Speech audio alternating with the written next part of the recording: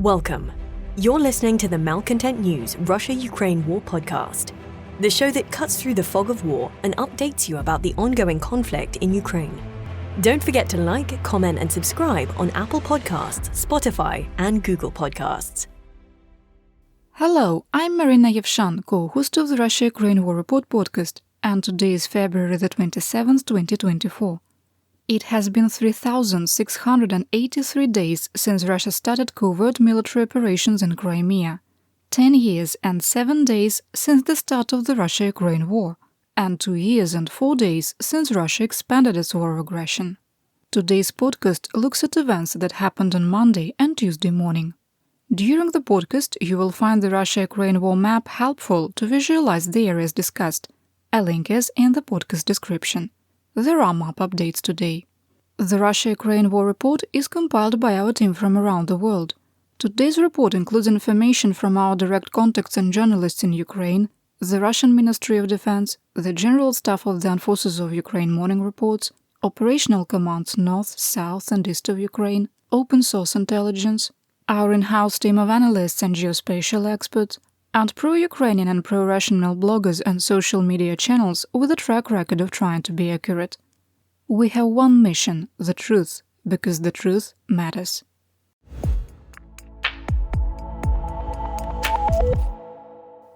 Let's start with the daily assessment. 1. We maintain there is a high risk of a large-scale missile attack targeting civilians and civilian infrastructure through March the 1st, due to a Russian A-50U AWACS being shot down on February the 23rd. 2. We maintain the risk that Russia will recognize the breakaway Moldovan Republic of Transnistria or declare it intends to annex the region is low. 3. The United States has ended financial and military aid to Ukraine, unless there is an unforeseen event that changes congressional leadership before the 2024 elections. 4. Ukraine's acute shortage of ammunition and air defense missiles continues to impact the battlefield, with Kyiv and Washington warning that the situation will become catastrophic by April. 5. We maintain, due to necessity, Ukraine has shifted to a Fabian strategy to wear down Russian combat power while conserving resources. 6. The ending of US aid for Ukraine is motivating at least 5 European nations to consider expanding, restarting, or starting nuclear weapons programs. 7. It is extremely unlikely that Russia will achieve its main operational goal of capturing the remaining areas of the Luhansk and Donetsk oblasts and the areas east of the Obelcz River in northern Kharkiv Oblast by March the 13th. 8. We assess that Russian aligned assets have co-opted the ongoing Polish border blockade, which has become an open act of hybrid warfare against Ukraine. 9. Our assessment that Russia is systematically executing Ukrainian prisoners of war, a grave breach of the Geneva Conventions, is almost certainly accurate.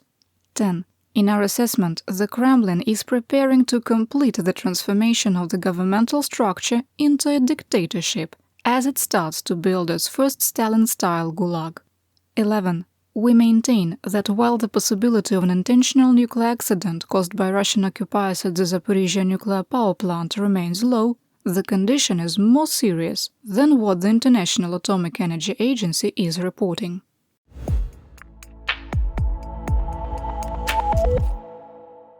We begin today's war report in the Kupiansk Area of Operation, or EO, in Kharkiv Oblast. The Russian Ministry of Defense, Armored, and the General Staff of the Armed Forces of Ukraine, GSAFU, reported heavy fighting in the area of Sinkivka. This is consistent with Russian tactics of the last 5 months, using fresh Storm Z and Storm V penal units to attack Ukrainian positions, and then restoring combat potential. Ukrainian forces repelled one Russian attack east of Ivanivka and another near Tabaivka. The Kharkiv suburb of Pesochin was hit by 2 S-300 anti-aircraft missiles used for a ground attack, destroying grain storage facilities and agricultural equipment. This is the 4th purposeful attack on Ukrainian grain storage and processing sites in a week, and the 2nd one in Kharkiv.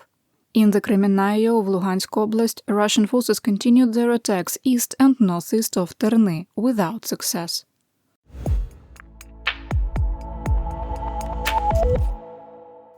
Let's talk about the Donbas, starting in northeast Donetsk Oblast.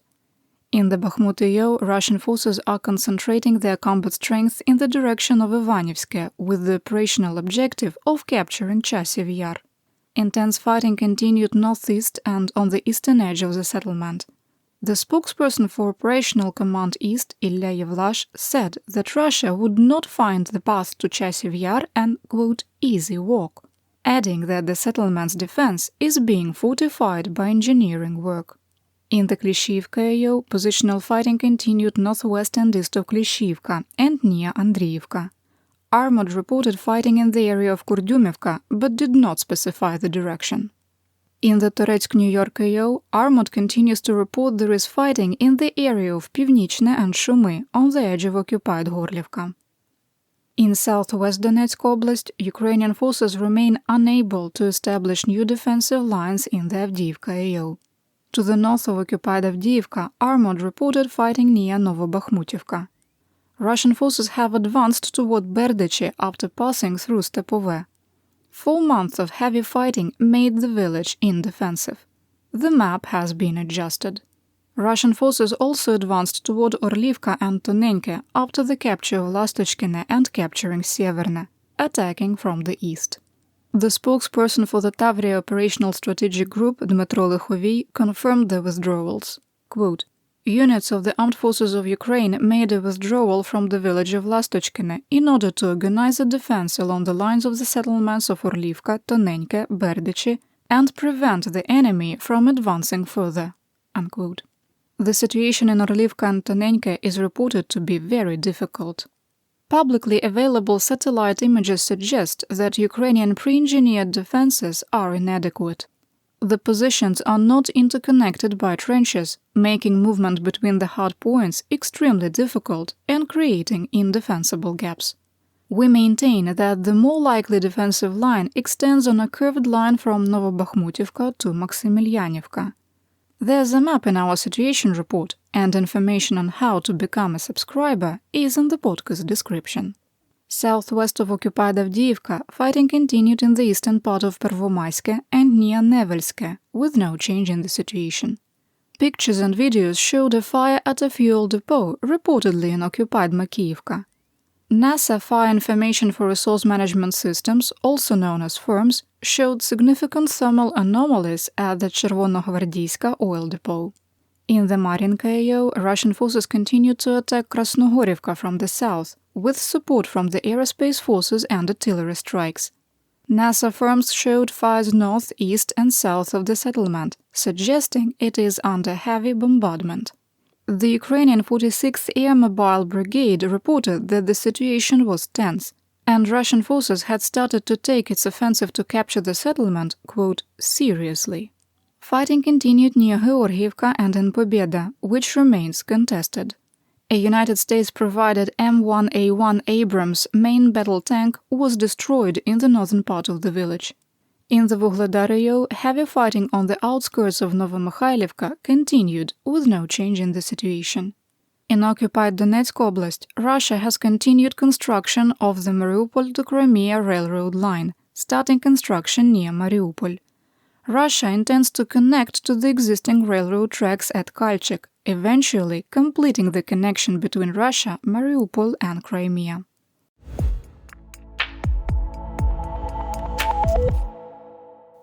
Fighting continued in Zaporizhzhia Oblast, and there continues to be no indication Russia is setting conditions for a larger offensive.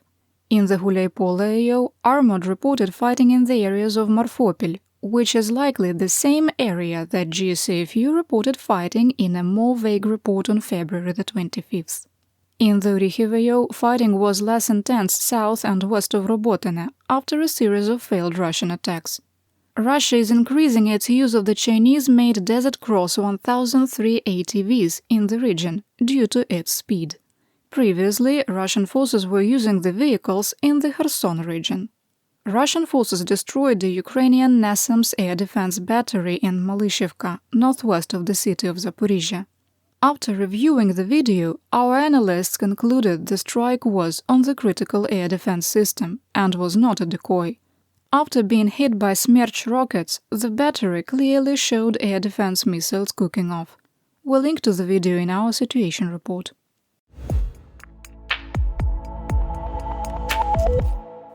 All eyes apparently will be on Moldova today, as rumors about Transnistria continue to swirl. Ukraine claimed that Russian drones flew over Moldovan airspace in the direction of Khmelnytsky without a response from Ukraine's neighbor. The Ministry of Defense of Moldova denied the report, saying, quote, "Not a single drone launched by the Russian Federation flew over the airspace of the Republic of Moldova," unquote. Multiple unnamed sources in the illegitimate breakaway Republic of Transnistria are reporting that the Congress of Deputies will not request to be annexed by the Russian Federation. According to Russian state media source TASS, the Foreign Ministry of the Russian Federation also indicated that annexation was likely not on the table. Our analysts did an in-depth analysis of Transnistria in our February the 23rd and the 24th special report, 2 Years of War. I highlighted that in yesterday's podcast, and that report is a free download. Transnistria announced it would start a 90-day military drill beginning on March the 1st and said that any interested resident could participate. Kyiv, Chisinau and Bucharest have not expressed any concern over the announcement, which is believed to be a part of a Kremlin-orchestrated psychological operation.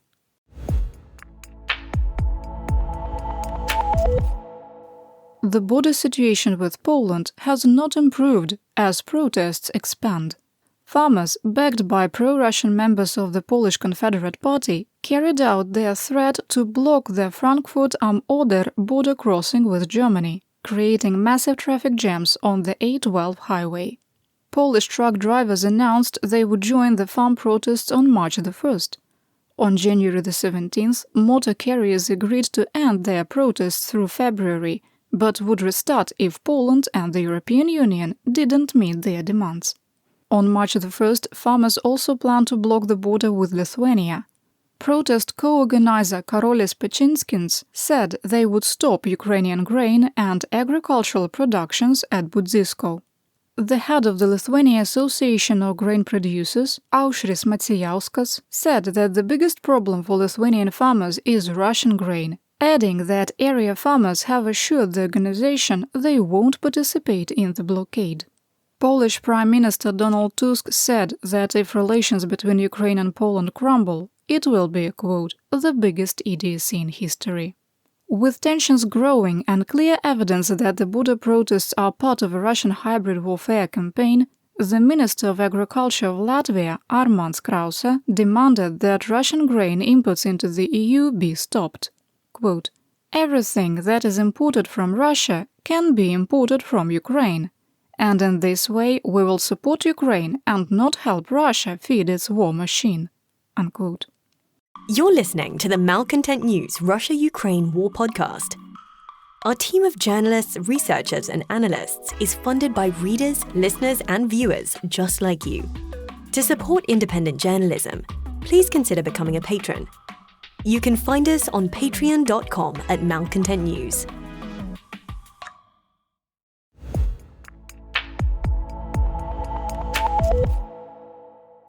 Here is my Theaterwide update.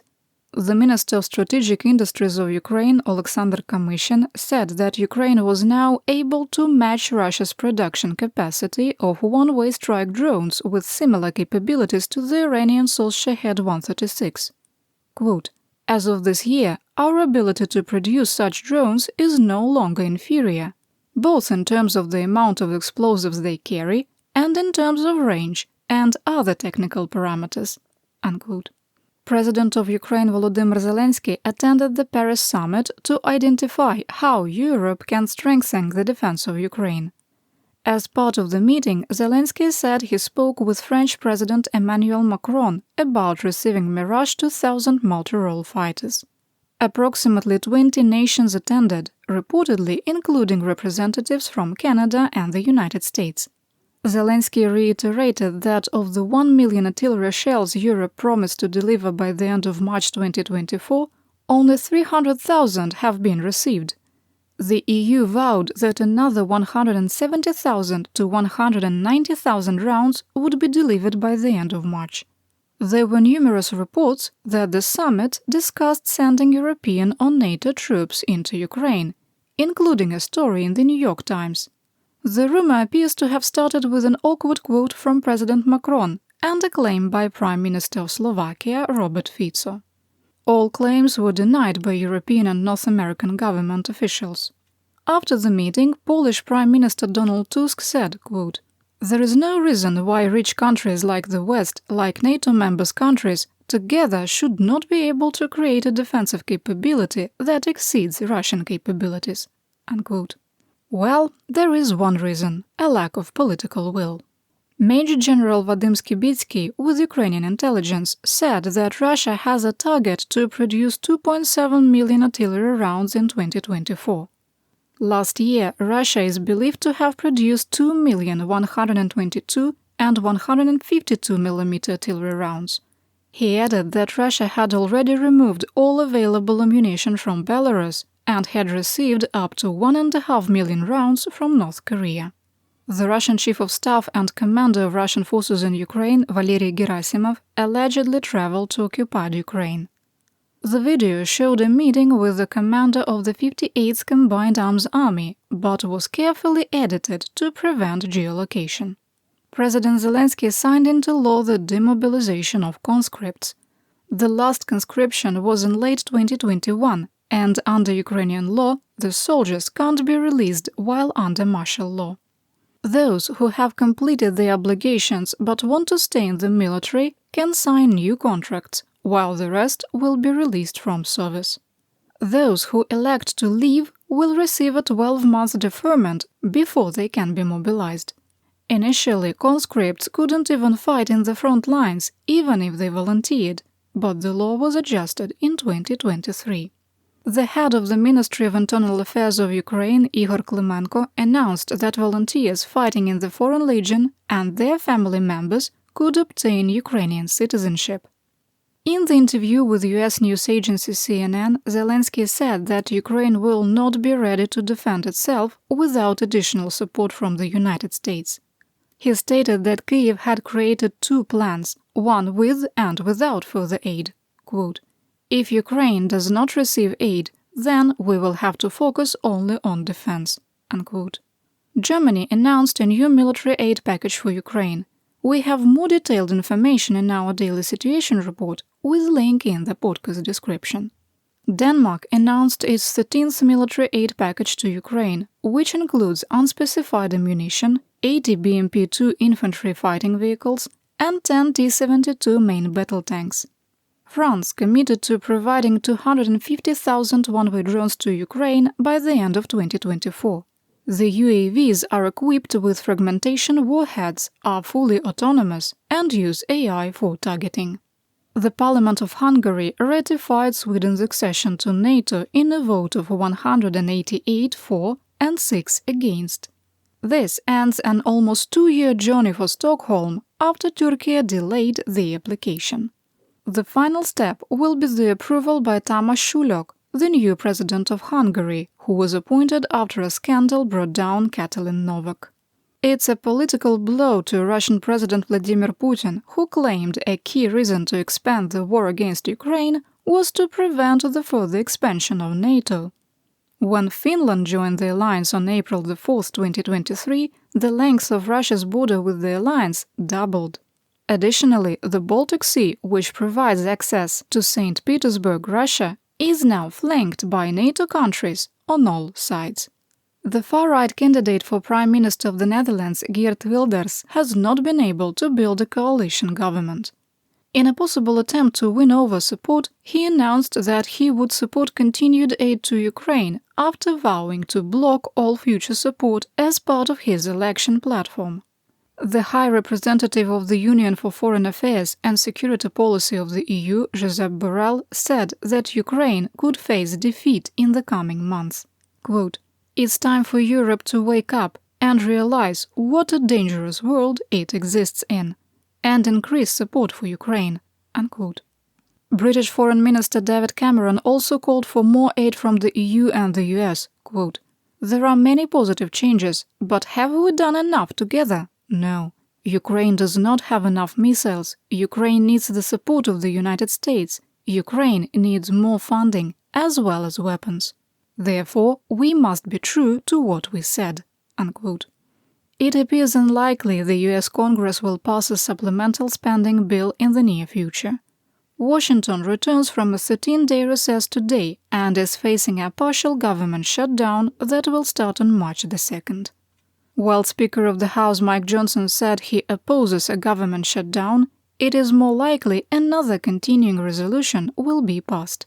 By the time you listen to this, President Joe Biden will have held an emergency meeting with Speaker Johnson and Senate Majority Leader Chuck Schumer, Senate Minority Leader Mitch McConnell, and House Minority Leader Hakeem Jeffries to try and get aid for Ukraine passed by the House.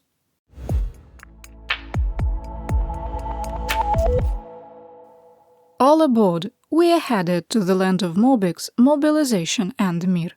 Russian President Putin signed a decree undoing military reforms done in 2010, dissolving the Western Military District and restoring the Leningrad and Moscow military districts. The unrecognized and illegally annexed territories of Ukraine, Luhansk, Donetsk, Zaporizhzhia, Kherson Obelcz and Crimea, were integrated into the Southern Military District. It is unclear if this decree will impact how Russian soldiers are paid and the deployment of conscripts into the occupied territories. Russian soldier Dmitry Nikitin learned the hard way why you shouldn't do social media on the front lines. While walking to a forward position and explaining that Russian commanders no longer send vehicles because it's cheaper to be carried by hand, the squad was hit by a drone. Nikitin was wounded badly enough to land in a hospital, and yes, we link to the ironic video in our situation report.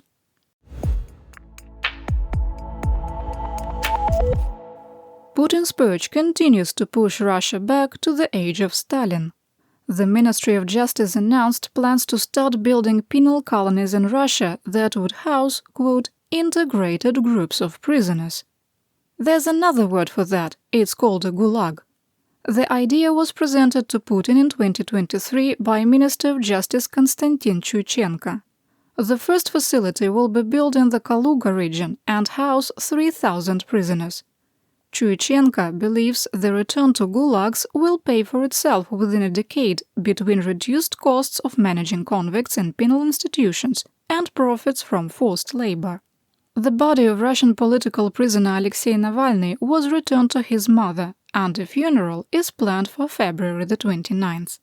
The head of the main Defense Intelligence Directorate of the Ministry of Defense of Ukraine, Kyrylo Budanov, said that Navalny died of natural causes. Quote, "What we know is that he really died from a blood clot, and this is more or less confirmed. This is not taken from the internet, but unfortunately natural." Unquote. The Federal Security Service of Russia arrested oligarch Yuri Antipov and charged him with fraud. Additionally, the Prosecutor General's office approved the transfer of the Chelyabinsk electrometeorological plant to state control. Antipov is accused of illegally privatization of the factory because it is part of the military-industrial complex.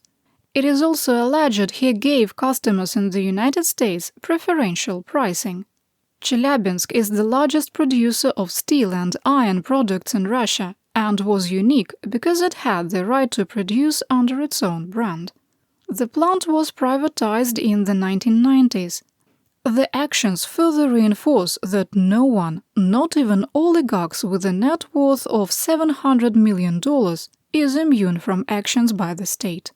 Journalist Oleg Orlov of Mediapart magazine was sentenced to 2 years and 11 months in prison for repeatedly discrediting the army.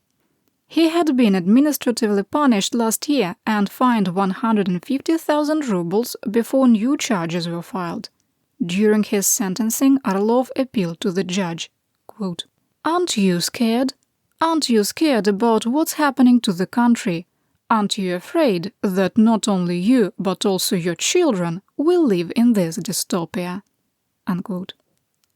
And that's what we know. Your support of my home, Ukraine, helps us make history and protect the future for all. You're listening to the Malcontent News Russia-Ukraine War Podcast. Our team of journalists, researchers, and analysts is funded by readers, listeners, and viewers just like you. To support independent journalism, please consider becoming a patron. You can find us on patreon.com@malcontentnews.